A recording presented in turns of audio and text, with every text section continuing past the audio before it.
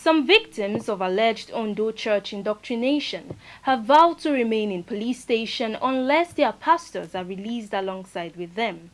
The mini-drama played out after the Ondo State Police Command ordered their release from its custody. Recall that 77 persons were discovered and rescued last Friday at the Whole Bible Believers Church in Ondo Town, southwest Nigeria. The Whole Bible Believers Church, Ondo State, southwest Nigeria, where 77 persons, including children, were being held under religious activity, is still in the news. Some of the victims have refused to leave the police station after they were cleared by the law enforcement agency. The dust raised by Saturday's arrest of a pastor and his assistant is yet to settle.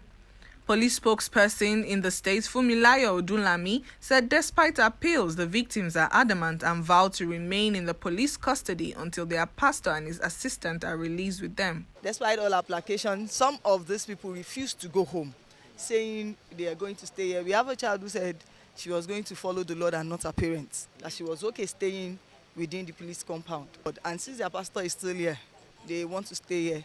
Some parents and caregivers of the victims are claiming that their wards have been indoctrinated through fetish means by the pastors. And the man continued to teach them not to go to school again or not to do any work. Now the bunkers, now they are using for the sisters that have left their husbands.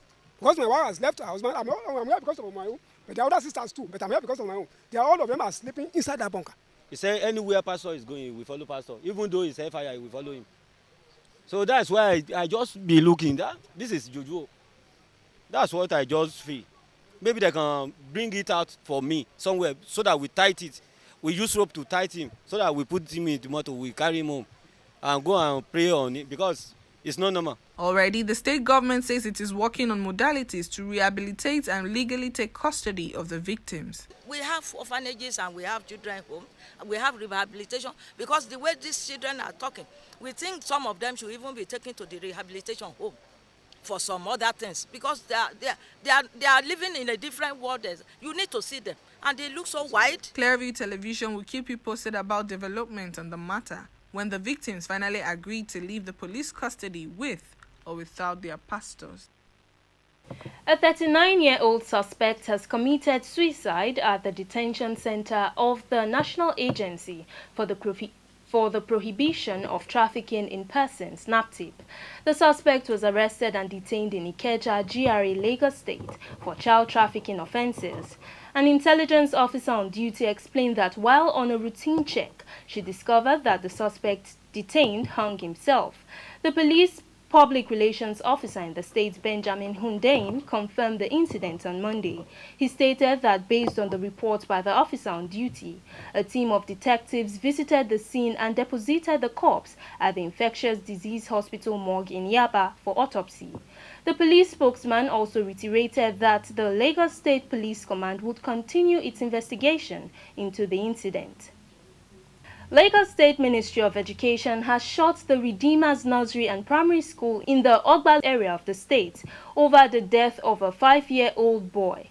Mrs. Folashade Adefisayo, who is the Commissioner for Education in the state, announced this in a statement. She stated that the school would remain closed pending an administrative investigation of its operations and procedures, as well as the conduct of its officials in line with school safety standards and guidelines. According to the Commissioner, the ministry is concerned about the safety of the pupils, hence the need for its intervention. She insisted that the school would remain closed until all the required approval processes were concluded. The Niger State government has ordered the immediate suspension of mining activities across the state and directed security agencies to profile mining sites in the areas that are prone to bandit attacks. The suspension order was contained in a statement issued Monday by Secretary to the state government, Ahmed Matani. The suspension came on the heels of last week's attack at a mining site in Shiroro local government of the state, where about 45 people, including 37 security personnel, were killed by the bandits during the attack, as well as abduction of 4 Chinese nationals and some civilians. It is said the decision to suspend mining activities in the state became necessary following increasing insecurity in mining areas recently. The statement noted that the suspension is until further notice.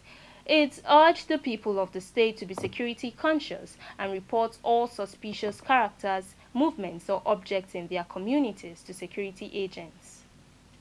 Operatives of the Gombe State Command of the Nigerian Security and Civil Defense Corps (NSCDC) have arrested a suspected gang believed to be specialized in the abduction of unsuspecting members of the public in rural communities in the troubled Northeast state.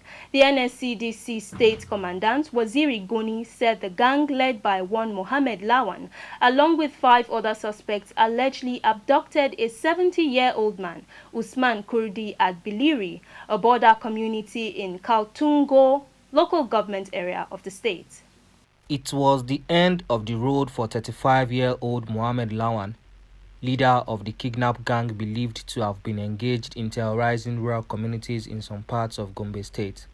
Luck ran out for Lawan as he was arrested while attempting to adopt a 70-year-old man, Usman Kurdi. The NSCDC State Commandant Waziri Goni said following interrogation, the suspect led operatives to their hideout where 5 of his accomplices were also apprehended. Notorious kidnapper, they roam about between Shongom, Biliri, and then Kaltungo, apprehending, people for ransom and then killing.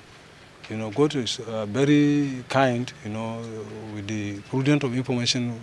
Our officers went there, and then at the end of the day, he was, apprehended with 1 pistol and then cutlass and then some other weapons. But remaining some of the other gangs, about 4 of them, they ran away with AK-47 and some other rifles, which they are at large now. For the 70-year-old Usman, whose adoption was foiled by the NSCDC operatives, it was all praises to God and the NSCDC for saving him from the hands of the adopters.